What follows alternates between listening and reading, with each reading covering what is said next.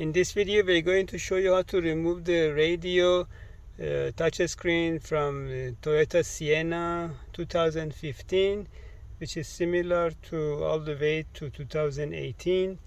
The tools that you need is this dashboard removal tool plus the size 10mm socket. We already made everything loose. This is just for the demo only. The first step, you need to pop the shifter.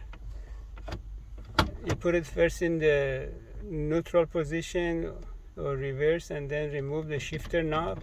You rotate it counterclockwise, and then second, you pop up this panel on the top of the radio. It does not have any screws. You just pop it up. It has only clips. As you can see, these are the clips which is holding the panel. And then you pop the panel, actually the bezel, around the cluster. This one does not have any screws either, it just has clips. Once you get those out, and then you would be able to pop the bezel around the radio, and then you can put it on the side. And this one does not have any screws either. And you just disconnect this connector on the back. Actually it has two connectors.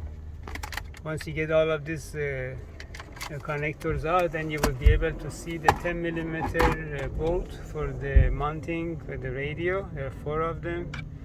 Once you get these 4 bolts out, then you will be able to disconnect the connectors from the back of the radio. And if you need any repair for this radio touch screen, you can send it to High Tech Electronic Services in Van Nuys, California, 818-785-8085.